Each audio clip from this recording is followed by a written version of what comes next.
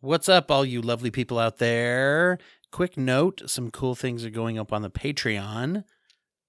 Just for you. A new Broken Chat with Chris Revel. It's our Patreon-only talk show. Chris is the host of Let's Chat with Chris Revel, as you know, frequent guest on the show, and he is coming on to discuss how he is launching his own career into purely podcasting. And what it means to take a leap into a new career and a career change, and some of the things that are there. A little bit less pop culture and a little bit more, self-improvement, humanistic stuff. Also, there is a larger entire segment. You're going to hear a segment of this coming up on the main feed, but Sharon Blady comes on to talk about some of the psychological and cultural implications of K-pop and what that is. It gives me a crash course in that. So you're going to hear that coming up on the main feed a bit, and the entire thing will be up on behind the paywall of the Patreon. We're still moving forward on our book club, organizing that and when we're going to do it. The first book club is going to be open to all Brainiacs, meaning all listeners. You can subscribe to the Patreon without payment if you want, and there'll be some updates and announcements coming through there. So go to www.patreon.com/brokenbrain, and there'll be some more there, including some t-shirts and merch and things that you can access by being a donor, as well as even some it's a controlled cost to take part in some self-study and some participative skills groups that are going to be coming out as well. If you're interested in doing that, you can subscribe, get all the Patreon bonuses, and get access to those for a lower cost than if you just subscribe to them straight through my own practice and such. Thanks for being here. Here is my episode with Sam Led. Here again, you know him, you love him. If you've heard him do his podcast, The Fear Less Now. And you've heard him on here at least twice. If you heard those episodes, you know that Sam is always a very inspirational guy and just brings a lot to internal focus and things such as that. Next week, we're also going to have a special an episode coming up with a music thanatologist who's going to tell us about how music can help to ease and help through the passage from life to death as people pass away. Very fascinating one I've been pursuing for a long time to talk about thanatology. But for now, enjoy the gentle musings and ADHD tangents of two scatterbrained guys who believe in you and believe in your ability to be you and the power that's in that. The Broken Brain.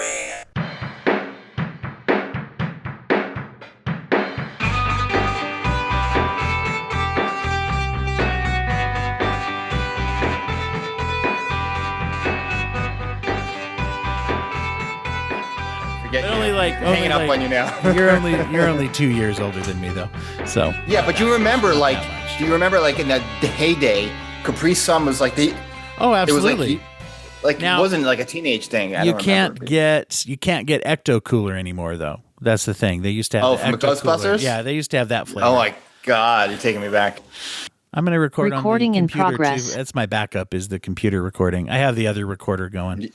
Your magnetic tape recorder with the reel to reel. Yeah, it's reel to reel. It takes up a whole wall. I can't show you. It won't fit on the screen. It's like your old when you said sometimes to keep it old school, that's you're right. really I mean that to the next level. 1940s old school, yes. I'm in a 1950s NASA nuclear bunker kind of thing, I knew it. And you have the HAL 9000 in the background. Just hope it doesn't kill again. Yeah, So, no. That was the killer computer, right? From space. Well, there were a couple, wasn't there? Yeah, from 2001. They all start killing eventually. Yeah, and then there was the computer in what was the one that killed the humans? Oh yeah, it was Terminator, where they would. They went, They literally did. Or to a better example, even Terminator 2. There you go. Right, the Rise of the Machines. Was it the Rise Against the Machine? Yeah. That was 3. That was 3. See, there we go. All right. And then they invested further into the Terminator universe by going it. No, I'm just kidding. We won't. This is a new Terminator podcast that we're going to launch. You want to get paranoid? We're kind of, I don't know, there a little bit. Not to make anyone paranoid. You know what movie I was watching? If you really want to reset your brain and get yourself really scared about the future.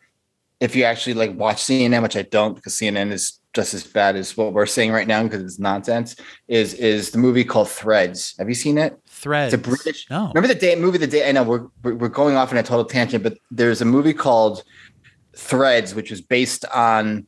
Would you remember the day after when we were little kids? It was about nuclear war. The day after tomorrow or whatever it was. Yeah. No, it was the day. Well, yeah, it was. No, with, it was a different one. That was Jason Robards. Gotcha. Jason Robards. Okay, that was like vanilla. This movie called Threads. You want to talk about like the machines taking over, and how like nuclear war, just how it happens. That if you, ladies and gentlemen, if you really want to give yourself like a bad Saturday afternoon, so you have nightmares for the rest of the year. Seriously, at 47, this movie was made in late 83. And it's so creepy and it's too real. Yeah. So don't do that, ladies. Don't watch it, please. Just don't watch it. Which I wanted to talk about today, which is great. We scare ourselves to death. We scare ourselves to death and noticing, and just it's in the noticing what's really going on with thought and thinking, which can save all of us a lot of time and money and unnecessary suffering when we think that like we're bipolar or we think we're schizophrenic. And we think we're whatever we are. And again, ladies and gentlemen, do your own discovery. Don't listen to my words, please. Because of the fact that is really true what I'm saying. We've had, again, I mentioned this in a previous podcast, there have been psychiatrists that have become coaches that have shared this understanding with schizophrenics, bipolar 2, schizoaffective people in state hospitals, the worst of the worst. And within like a couple of weeks, they see what we're pointing to, and they say, oh shit, I don't need to listen to the voices. But then of course the intellect will chime in, or the doctor listening to this, therapist listening to say, well, it's not that simple, Sam. No, it is that simple, but we overcomplicate it. And again, don't listen to what I'm saying, because I'm sure everyone listening is going to well, this sick guy doesn't know what he's talking about. Don't worry, this will be on my feed, so they'll take it out on me. Okay, good. How do we reach him? That's why I actually have guests give their contact information. Right. Their social media presence, and then I do a little outro where I'll say their address too. Right. And their coordinates and what kind of make and model. Google Maps links will be in the show notes to Sam, right where Sam is now. But I mean this I say this out of real love. And compassion for those that are suffering right now, because we've all been down that rabbit hole and it seems real and it feels real. But once like we see like the mind is telling us, weaving us a tale to keep us safe, that it loves us, but it doesn't care how it's going to scare us. Like really doesn't care. And that's where we really need to pay attention in the noticing. And seeing the illusion, no matter how real it feels, and it really feels real to a lot of us, including myself, a lot of the time. And being okay with your psychology, being okay with like flipping out and having, we all go crazy. Just being okay with going crazy, not like crazy in a dangerous way, but I'm just saying going crazy, proverbial, like losing our shit. It's the feeling of the identity of being broken. I know that's a big one that I know you and I are really very much on the same page. There's this identity and feeling of like, am I a broken person just because I have problems or something? I felt like that day 2 days ago. Yeah. And 2 days ago, I felt broken because and I was so caught up in it. Like seriously, I had a discovery call the client, and I thought it went well, and okay, new client on the Ross. Great. And then I realized like, it's not like, it doesn't work that way. Like you don't, you present it, you share, and then you just hope that they come back and then retain you. And then my old tape was playing. It's like, well, maybe you said things that were controversial, that maybe you should have not opened your mouth as much. Maybe, the what ifs and feeling just like dysfunctional for no reason. My brain was just going there. And there's no reason. And then I'm like, oh shit. Well, I got him on the line here. We'll see. We'll see if there's no reason. I have exactly the same.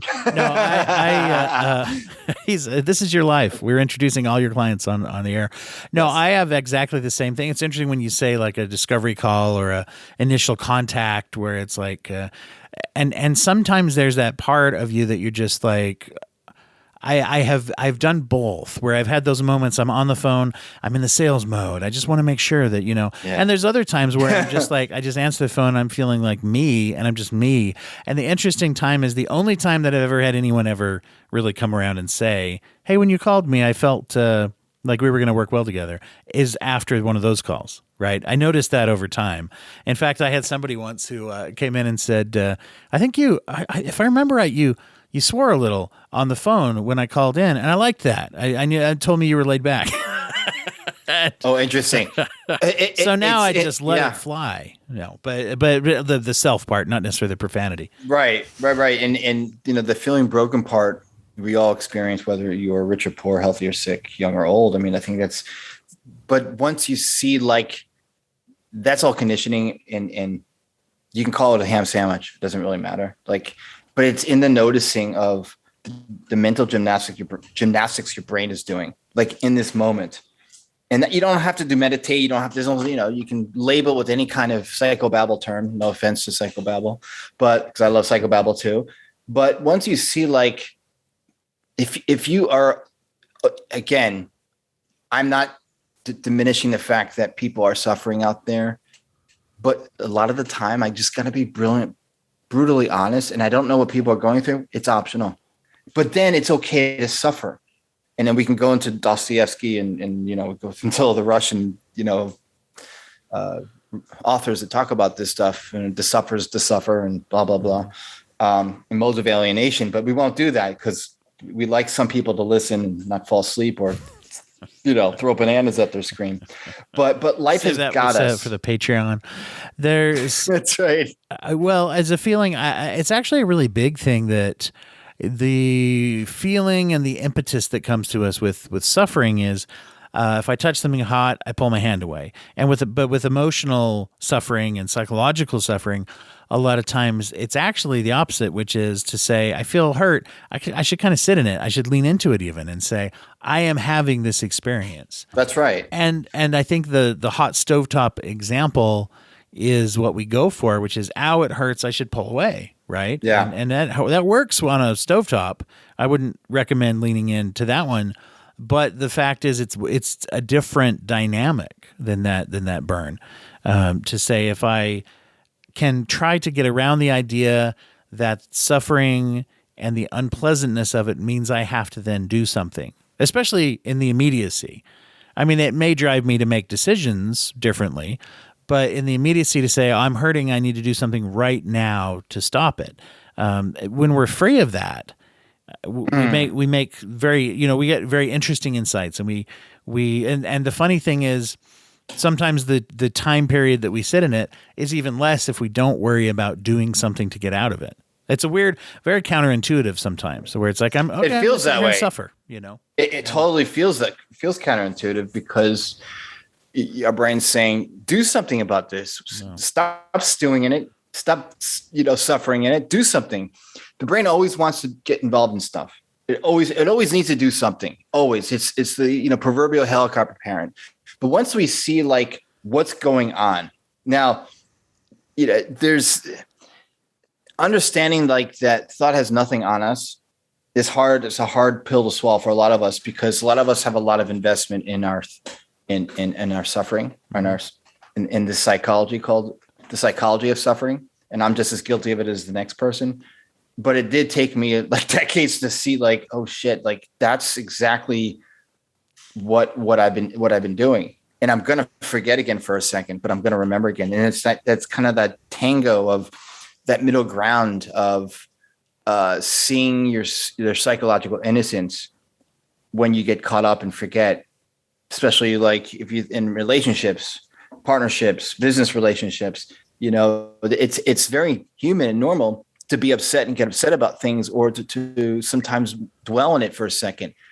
But the beauty of it is seeing, like, what is really going on and how thought can contaminate our experience of life innocently. I think that, feelings are the ultimate barometer.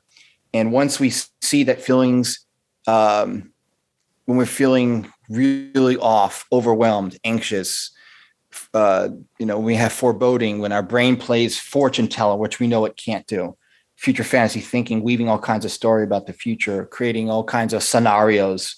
It's great if you're like, in the war room and you're playing war games and you actually have objectives but the war games it's playing against yourself is what I'm talking about. And for those of us that have a sniper mind, have a neurodiverse sniper mind, and we have a laser scope, with our thinking, that is what I'm kind of pointing to. Yeah. And so when the feelings are really off, that's not there for you to suffer through. It's there to say, Sam, right? Or Bob or Baba Booey, or whoever you are, that you're temporarily off center. Hold on. Keep calm as best as you can. Sit with it. Within an hour, your operating system is going to allow it to reboot, and you're going to come back to well-being again.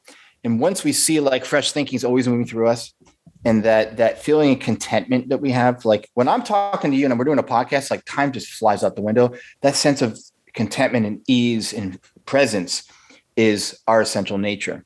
And it's not sexy. It's not it's not a Jaguar. It's not some, the drama is what we get addicted to. We condition ourselves to. We create new neural patterns with, if we pay attention to all that drama and forget what our true nature is. And the most powerful gift is that the brain has this built-in self-correcting system and is also saying to us, Sam, it's not time for you to listen to the nonsense. It's 100% made up. That just sit still with it. And even if you got to work or you got to do stuff in life, you still can. You're not going to die. I mean, you still can walk around, even though it feels really. It can feel debilitating and slow you down at times, but that's okay too. Just having the hope that you're going to settle and seeing, like, trusting that life's gotcha. Like, you just have a temporary computer glitch. Like, your essential nature, your blue dot is wellness and well-being, which is the truth. It's a spiritual truth. Jesus, Buddha, and all the heavy hitters in our spiritual world have all been pointing to this. And you and I've spoken about this before. Yeah. But I think just in the noticing is what takes us down to who we are. Because whether we notice it now, our divinity, or we notice it when we cross over into the next world, we see what life's about here, or if you believe in the next world or whatever, that there is this isness, this juicy spot, it's a sweet spot in a tennis racket. I love tennis. I'm too skinny to play anything else besides chess. Racquetball. Tennis, chess, you get that together and they're really hard to hit. Those the pieces. Ooh, is it like Frisbee golf? Is there have you ever played that, by the way? Just yeah, a little. I mean, I'm not very good at throwing it, but yeah. Terrible. I'm not good at hitting the things I throw things at. That's kind of key to most sports, but I do enjoy the Frisbee golf thing. Yeah. There's actually just about 5 minutes from where I'm sitting right here. There's a technical college. I actually used to work there as a counselor, but somebody for like a service project or a Boy Scout project or something years ago put a Frisbee golf course right on there. So I could be doing it, 5 minutes after we're off the phone here. I'm planting the seed. But I could. Maybe you need it. Yeah, yes. Maybe it'll be there. Yeah, I'll be like, wow, why is that in my head? Can I give you another example? Sam incepted me into playing yes. Yeah, Frisbee golf. Yes, and the Frisbee golf thing is when my my record goes off into the neurodiverse, ADD world. And it's funny that, ADD is made up too, but neurodiversity isn't. Well, it's an interesting thing when you talk about it that way, because I hear you say that on the one hand, it's like, well, that this is all things are made up, all labels are made up, right? Yep. At the same time, there's an existent thing there that's like, hey, we're off on this now. That has to do with what we call, I guess you could say, what we've labeled ADHD. There's people out there that have come up with different names that are maybe even a little bit more specifically better for the way the brain works. But there is a difference, a diversity, as you put it, in how our brains function. I think so. I wonder about in the future how long it will be before some of the things we classify as disorders now are not classified that way, that they're just different ways to think. Oh, I love that. And I'm glad you mentioned that, because that's actually what I was going to say next. It's like, if you look through the diagnostic statistical manual, there are homosexuality is one, gender, what do you call it? Gender. I have gender dysphoria. Gender dysphoria, whatever. Yeah. Something like that. Sure. There's so many that, that we've now declassified as in the DSM-5. And I think that is just kind of what I'm pointing to again, is once we're starting to really understand how different minds work, and no two minds are alike. There's no such thing as a neurotypical. Well, someone could say, and a doctor or a psychiatrist or psychologist or whomever can argue that to the cows come home. And if they really understand how mind works, then they would see like there is like a mind that works a little bit differently, whether it works faster or slower. There's so much we don't know, but it doesn't mean it's broken, because there's 119 million of Sam. Thank God there's only one Sam, thank God. But there's 119 other neurodiverse minds out there that have a speedy processor that's, that we've never learned how to use the technology. Right. So well, and for me too, it's like what metric do you use when you say typical? I mean, that's one of the biggest problems, right? We could say, you look at a more straightforward version of this. I always compare this. You have to think of diagnosis as take a whole bunch of people, and you notice eventually, if you just started from day one, we're all humans, we just started existing today, sometime in the next however long, we would notice that some of us don't see as far, and we'd call it, and some of us can focus our eyes on things that are far, but not on what's close. And so all of a sudden we've got nearsighted and farsighted. We can make up those names, and they reflect something in the real world, but they don't encompass all of the nuance. And so as you move forward, well, probably we can figure out what other names for different types of eyesight. And I find eyesight for some reason is a good metaphor for people to wrap their mind around this and say, now take something you can't see and you can't. And for many, they're doing it a little more now with brain imaging and stuff. But for the longest time, we couldn't even see the organ that was supposedly either at failure or functioning differently. And so we've got all this. And so, yeah, when you say typical, like what is typical? Typical means is if we use the mathematics statistical term, it means average. Well, what's the metric of average? What are we studying? Are we studying? Because for so long, I think mental health has been in the camp where it's like, well, you're average if you don't make us feel weird. If you're making everybody feel awkward, then you're crazy, Exactly. So, and I love it. I love what you just said there, because there is no metric. We're making the metric up. Literally making the metric up, and who knows what they're using as the baseline. I don't know, but see, this is the thing. It's really not that our intellect overcomplicates everything, and a lot of our well-meaning clinicians and researchers out there, God bless their hearts, are overcomplicating stuff. Because it's not their fault. They're being conditioned, just like, you're a therapist. You've been trained in a certain way, but you also have a brilliant mind. You also have your conscious self. You have this spiritual default state that we all have. That's a fact. That's a spiritual truth. It's more fact than science. Science behind science is spirit. Mm-hmm. But it's more fact than these guys in white lab coats. It's more fact than the DSM-5, that we have this essential nature to us, to all of us, whether you believe in God or not, a higher power, Jobu, Joe Boo. Remember Joe Boo? Ladies, Gen Xers will kind of bow their head and yes. A moment of silence for Joe Boo. Joe Boo. You get little insights of that too. It's interesting how, as you're saying that, it hits little things that you can see. DBT, very popular therapy method for a lot of personality disorder issues. Disorders, yeah. Nowadays, and they have the concept of a wise mind. in there, right?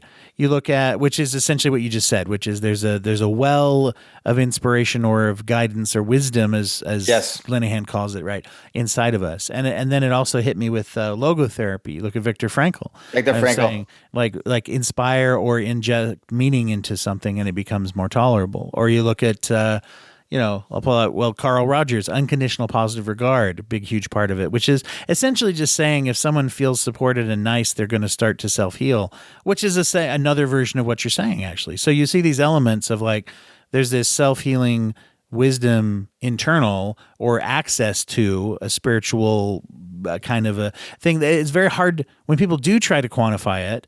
They come up with some part of their theory that's just kind of like, yeah, groovy. And they try, we try to quantify it, intellectualize it more than that, but there is just a groovy internal self-healing part of us that's there.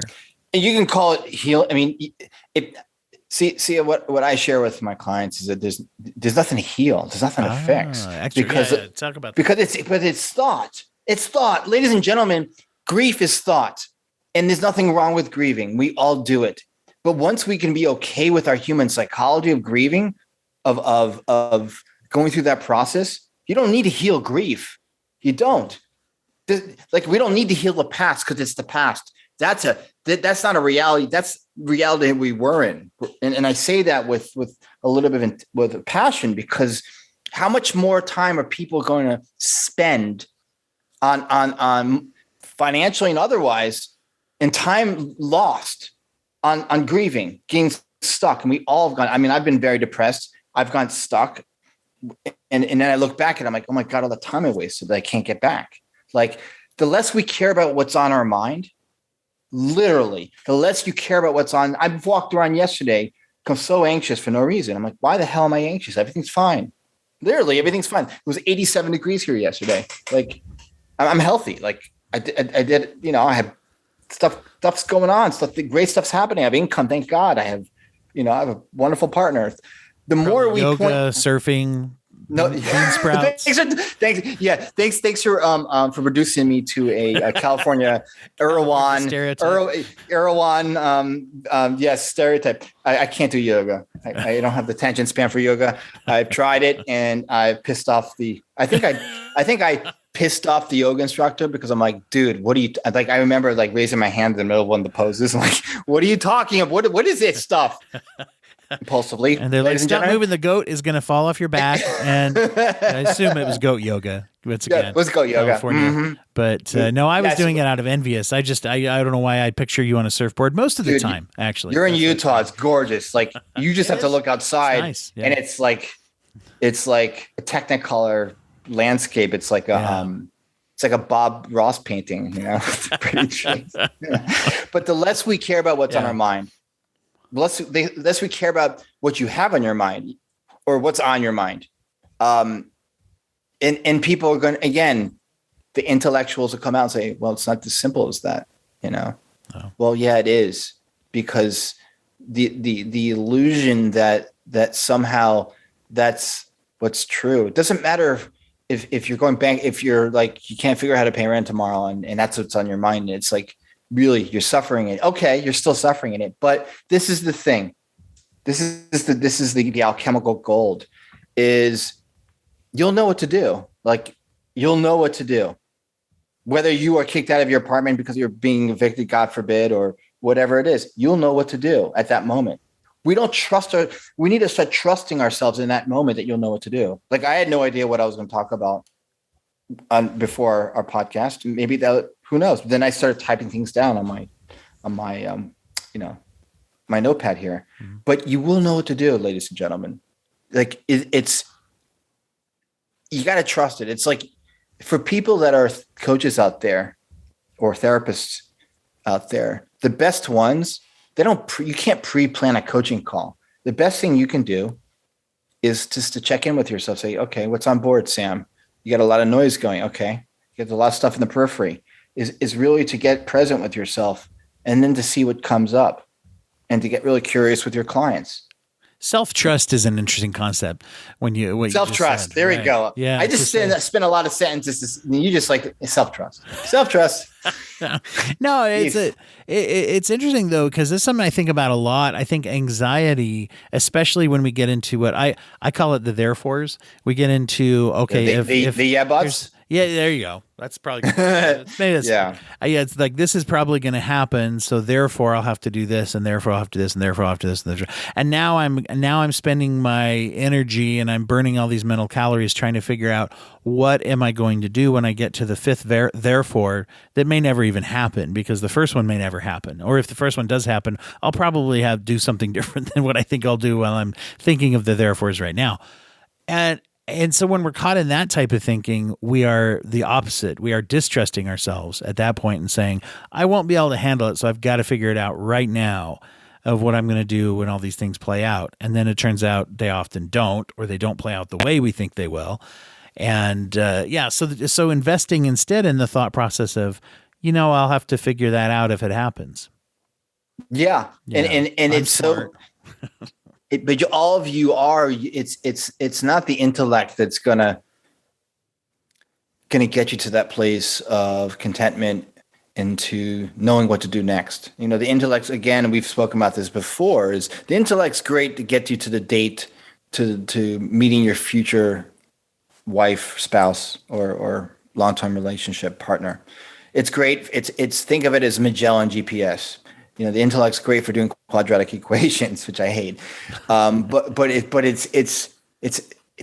It slams against its own proverbial limitation wall when you're trying to kind of use your intellect to find solutions to your problems, because we don't know what to do when we're caught up here in our head, in our intellect. And that's why, and again, from where I'm sitting here in Santa Barbara, and that's why and again, I'm going to get flack for this. If you're relying on therapy to heal you, you're going to, again, slam up against that proverbial wall of the intellect. If you're relying on any kind of modality to calm your mind down, you're using your intellect the wrong way. You will never, ever, and again, ladies and gentlemen, do your own discovery. Don't listen to my words, but try this on for size. Try trusting yourself. You don't need to figure any of this out. It's factory pre-installed equipment. It's original equipment, OEM manufacturer stuff from birth.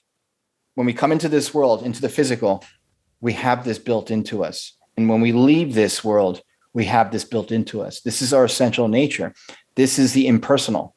But when we rely on thought, when we rely on the intellect to find solutions to our problems, we're going to be bumping against our experience, because our brain is only as good as what you put into it.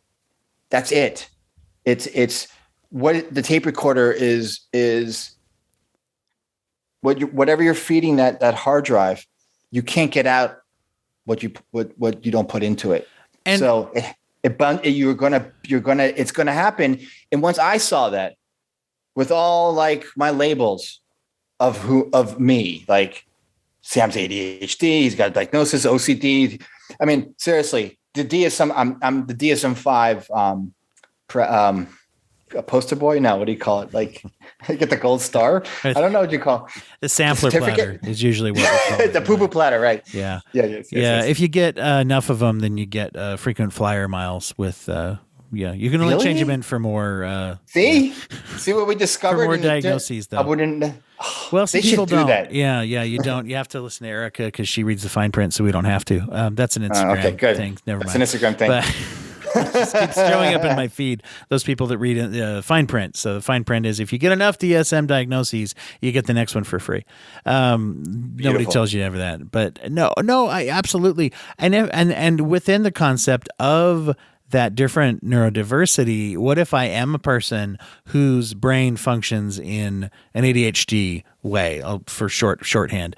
Or what if I am a person who has maybe a hair trigger on some of my anxiety responses? If I'm a person who has trauma or is in the vasal nerve a lot of the time, the fight or flight, then you throw on, so that this practice you're talking about of that sort of It's self-trust. not a practice. This, Not a practice. yeah. Sorry, I forgot. Yeah, It's who we are, but it's who we I know are. that's a yeah. I didn't mean to step on. That's because it's important to know against methodology, right? I'm not against anything. I'm not against anything. I mean, if you want to eat a ham sandwich, go ahead. That's fine. What I'm against is not having an open mind. Yeah. And getting really curious and not thinking that modalities or any of that's going to work for you. Would you say approach then? I would say we have our thing called humanness, right? We have our quirks and features. We've gone over that ad nauseum since we've been talking. Sure. And it's been a labor of love for me to stumble all over myself, just like we all have in this world, and then find myself. We see glimpses of our essential nature all day long. We just don't pay attention to it. Okay. We have a system that we know. Scientists know this. Guys in white lab coats and sitting behind really neat desks with number 2 pencils. I don't know. Throw on modalities is layering a system that doesn't need fixing. Like you have a built-in self-settling system, thought settling system. It's the TSS system that will, if you allow it to, no acronym, that's right. If you allow it to, you will settle on your own. And we do that anyways. But we have such a hyper-vigilant helicopter parent of a brain that we think that's truth. In the calm, we can't trust. But we have it backwards. We think that we're living through this external reality called reality, outside reality, our outside world, thinking that somehow that's what's causing us to feel that way. Well, we've been conditioned to think that way, but in reality, we have it backwards. We're not living through that outside reality. We're living in a world of 100% of thought. We're living a thought-based reality. And once we see that we have a narrator that's constantly scripting and narrating, creating our reality, then it's a lot easier to hear what I'm pointing to. Mm-hmm. So it's more of a, what do you call what you do? More of a philosophy, would you say? Not understanding. It's how it works. It's how the system really works. Yeah. It's how we really work as humans. It's how our mind really works. This is how the equipment works. It's not like a philosophy or a perspective. This is how it really works. That we are not the sum total of our thinking, that we live in a world 100% composed of thought that's guiding us along this proverbial river of life, that if we pay attention more to our presence, to our essential nature, to who we really are, then we'll be able to see and notice what's fact from fiction, what's truth from what's the illusion. And the greater the drama we have that we think is drama, that's being scripted by I don't know, name your favorite screenwriter, who's your favorite screenwriter? Do you like Christopher Nolan? Let's go with him. Ooh, okay. If you have Christopher Nolan behind that's scripting your daily, that's brilliant, by the way. If you have Christopher Nolan or what's his name from Reservoir Dogs and True Romance? Quentin Tarantino scripting your daily, your every second of every minute of every hour of your daily, of your day behind the scenes. We have this inner narrator, the scripting. Then you got to ask yourself, am I a screenwriter? Should I take this stuff and put it into a screenplay, or am I gonna actually believe this made up shit? Mm-hmm.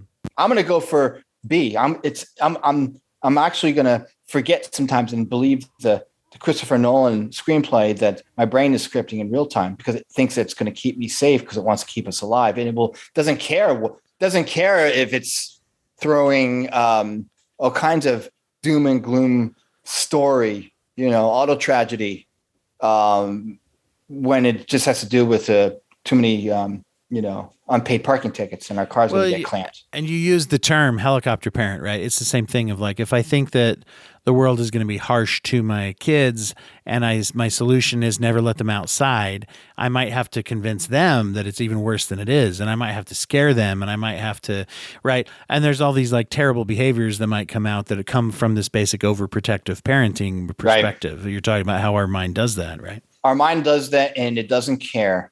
Your mind loves you, but it doesn't know the difference between. It's the same stimulus response. whether you have unpaid parking tickets, you can't pay them, and your car is going to be either towed or clamped, and you need the car to get to work and pick up your kids. The brain's going to throw out the same kind of, neurochemicals, or the same as being chased by a guy with a knife. Mm-hmm. Same kind of, noradrenaline. And the same thing happens with the butterflies when we meet someone that we're sexually attracted to, and there's all that stuff. It turns into that. It's what can be trusted is the calmness, is this. Look for a feel-good feeling, ladies and gentlemen, not the dopaminergic feel-good feeling, but more like the sense of contentment. Mm-hmm. Like I'm on this podcast right now with you, and I'm just content to be here present with you. Even though I was 10 minutes late, it's still like. But 1 month early, so hey, it works. But 1 month early. 30 days. How many hours and minutes? Yes. Yeah. So, it's just about 30 days, 23 hours, and 50 minutes early. It just depends how you look at it. Hey, look, who's counting? But for me and for all you listening, this is not some fluff. This is not this is not a self-help kind of nonsense. I thought it was and trust me, I fought it. Like, I'm like, what is this crap? Like this, my intellect was fighting it. I knew all along. It's like, we see glimpses of it all day long. Like yesterday, on my break, I went on a run by the beach, and I saw things I'd never seen before just by being present. Like I saw like what I never paid attention before. What are those birds that run really fast? Not puffins, but the tiny little birds on the beach. They all run in formation. What's a beach? No, I'm just kidding. But I know it's a piece of land with lots of sand on it, but that's not important right now. And there's water on the other side of it that crashes against it. Wow, I'd love to see this someday. No, there's those little skinny-legged birds that'll yeah. I don't like know cartoon characters. Me either. But those, I just noticed how they run in formation. And how they just miss being drowned by being overtaken by the water. They go in, they eat, they find their food, they catch their kill, whatever, they catch their whatever, and then they run out in formation out as the shore is breaking, and they miss being overtaken by the wave by like, I don't know. I think they're the birds that you can see in the Pixar short film Piper. Yes. Remember that one? Yeah. Yes, God. That was the wave thing that reminded me of it when you said that, because the little bird is yes, knocked over by the wave. And they trust that. But think about it. They through tens of thousands of years, they've trusted that sequence, like that they run in, they get their food, and then they all run out together, and they do the same thing every time. They trust that, just like we trust that we're going to wake up tomorrow and there's going to be the sun coming out. We trust that gravity is not going to disappear tomorrow. But why don't we trust that our thinking is going to settle when we're really anxious or when we're really depressed? Solve whatever problem presents itself. Yeah, life's got us. Like the less we care about what's on our mind, and that's hard. Listen, I'm not saying like people are suffering. People were coming out of. I mean, I don't know. Are we in a pandemic? I don't know. We're in a post-pandemic. I don't know what's going on. Yeah. But it's the same thing. Like people could say, well, you have no idea what my life's like. You have no idea what I've been through.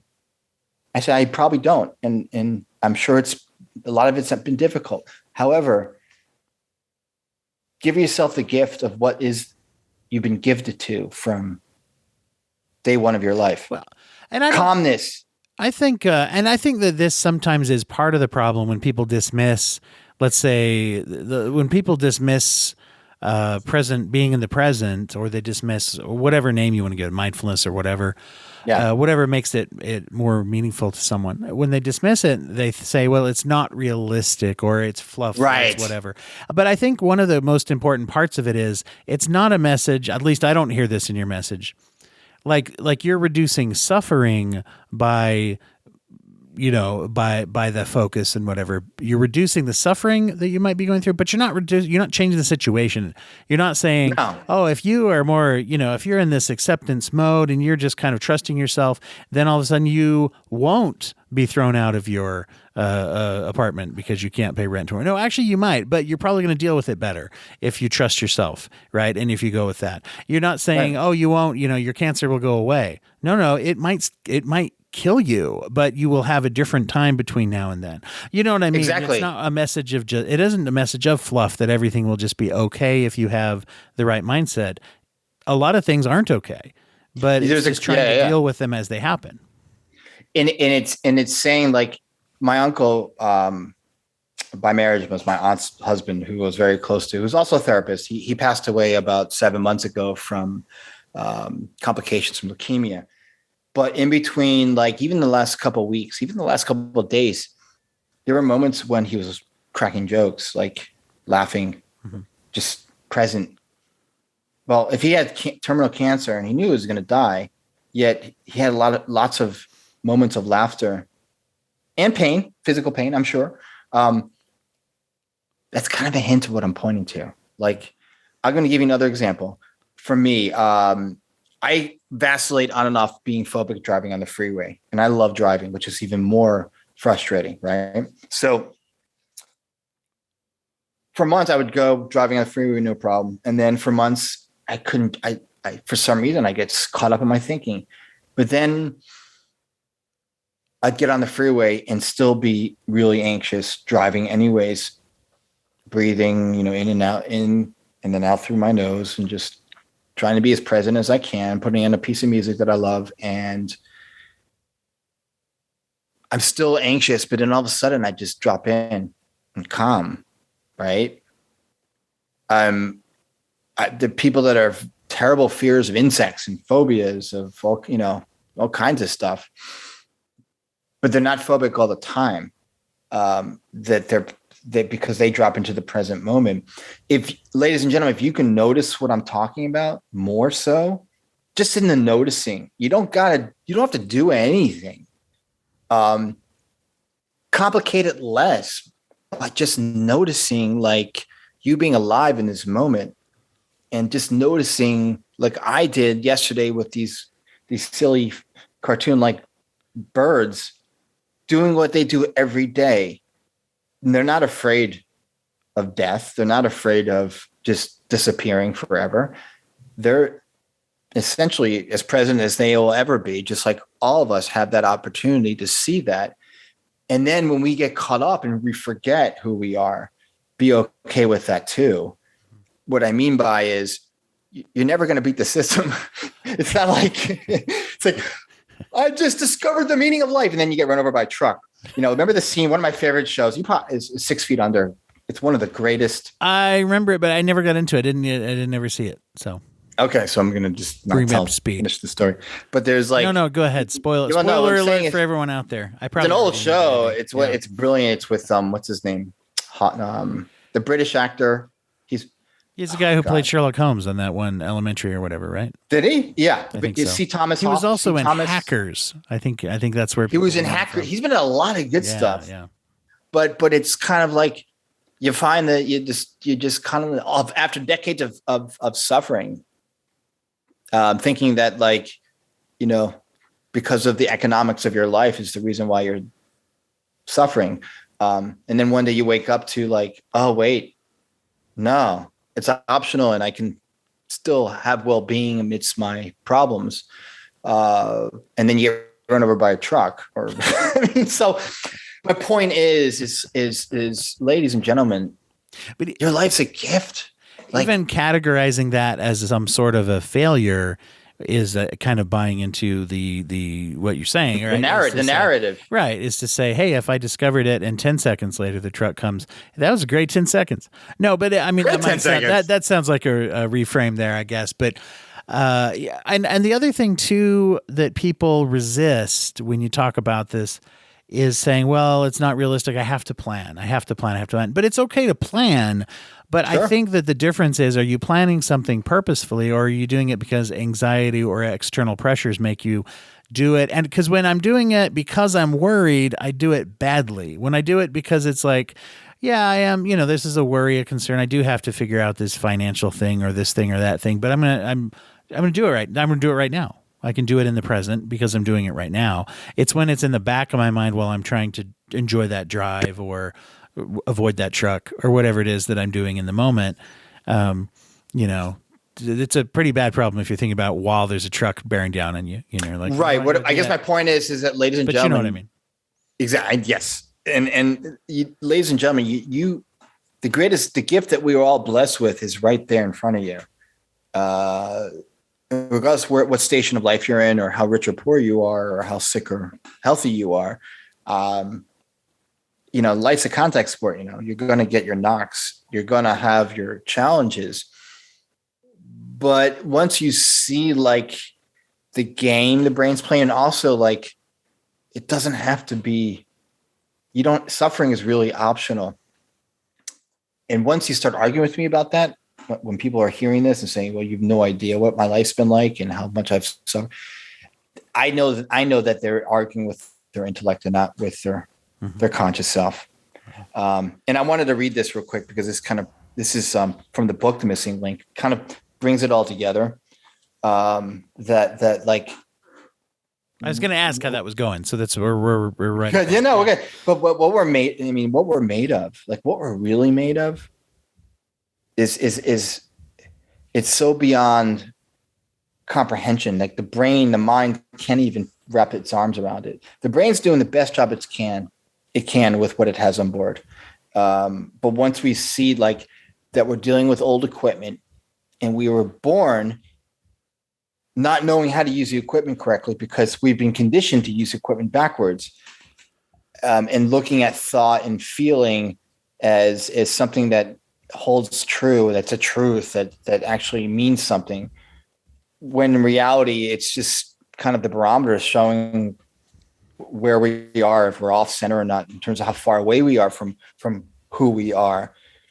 Not to say, like, again, as I mentioned earlier, we put so much meaning on the difficult things we've gone through versus what's in front of us right now in this moment on a Saturday at 10 o'clock California time, that we literally are wasting our time and making ourselves sick. And I think that, especially in this pandemic, or where what would you call it? A pandemic? I still just call it a pandemic. I don't know that it's really declining yet. The numbers don't decline. So numbers don't decline. Yeah. It's but still, we've got some successes and things that are good to celebrate, but I just call it pandemic because I think pandemic. Okay. Pandemic. Okay. That's me. So this is from the book called The Missing Link. It was written by Sid Banks. So they call Sid Banks, you call him the Scottish mystic. He was a very, very normal kind of blue collar guy who had this kind of enlightenment experience. He didn't travel to Kathmandu, or he was a welder from British Columbia, but he was originally from Scotland. And literally, when he was on the job, he had this experience. But we all have this experience every day. We just don't pay attention to it enough. And we all have enlightenment within us. We just don't pay attention to it. Mental health lies. I'm going to read this from it just very briefly. Mental health lies within the consciousness of all human beings, but it is shrouded and held prisoner by our own erroneous thoughts. This is why we must look past our contaminated thoughts to find the purity and wisdom that lies inside our own consciousness. When the wise tell us to look within, they are directing us beyond the intellectual analysis of personal thought to a higher order of knowledge called wisdom. And once, ladies and gentlemen, you see like all the amazing things that happen in your life, falling in love, doing a podcast, talking to this handsome dude 700 miles away in Utah. Yes. Looking with the nice. The pink microphone. I wasn't sure which handsome dude you're referring to, me or you. So I was waiting to see. Both of us. Once you see like how amazing this moment is, you'll have more compassion for yourself when you do get caught up, and compassion for others when you're around people, like, when you're in relationships and there's argument and people are pointing fingers at each other, understand that it's nothing on you. that you can have compassion for the other person and you can have compassion for yourself, because it is thought. And there's no yeah, but after it. There's no, well, but no, there isn't. It's who you are is wow. Like, but the problem is, since all of us are enlightened and we're all perfect underneath the contamination of our thinking, that means that, we all got to look at each other from a different perspective, which is not through the contamination of our momentary judgments and critical analyses and compartmentalizing, etc., but through the lens of love. And I know that sounds sanctimonious and very California-esque. But there's the cynicism. I mean, cynicism is what makes us feel like we can't say things like that, right? Or the anticipation of that it's just silly. It's like, no, it's pretty powerful. Yeah. And leave it for the comics to make fun of us using their own, the theater of their own comical cynicism. Because again, whether you notice this now, ladies and gentlemen, or you notice it when you move on to transition over into if you believe in that, to the next life or the next world or whatever, who knows what's over there, you'll see what the meaning of life is. And it's right there, right in front of you. And it doesn't mean that you're going to win the lottery tomorrow. And it doesn't mean you're going to be driving a Mercedes, but it means that you could have a nicer, gentler, calmer existence. Wow. Cool. Well, before we run, tell everybody where to find you. Not the details and the coordinates that I'm going to send them, but like online, mailing address. Where do they look you up? Yeah. Yes. Thank you, sir. And thank you for having me. And hopefully I didn't talk over every word that you shared. No, that's what editing. No, not at all. I really, one of the things I actually really enjoy is that when you are on, there's a lot. I feel like even from the very first time we recorded together, I feel like we have a natural give and take with each other, and we kind of get each other while we're talking. It's nice, I isn't enjoy it? that. That's one of the things I like about podcasting in general is the people I get to meet, but those connections. So yeah, absolutely. We have a natural rhythm. Some people might hate it, and you'll get the hate mail, and I'll send them your address. Right. Yeah. PO Box 365. Nice.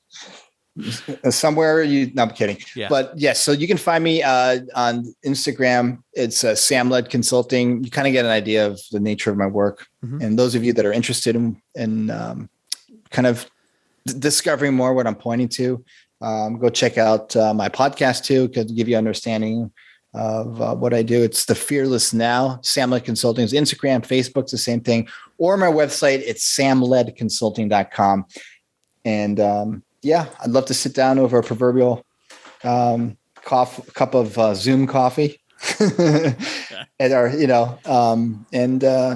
knows what we'll discover. And I think that's what the beauty is of this work, whether you're a therapist, a coach, or whatever. And again, ladies and gentlemen, I want to say this wholeheartedly, is that don't listen to what I have to say, do your own self-discovery. That's my disclaimer, because it's true. You'll see what I'm pointing to, and I don't claim to know everything, because then that would be kind of counterintuitive what I'm pointing to. But get curious about what's going on in your mind at this moment, like when it's torturing you or you think it's torturing you.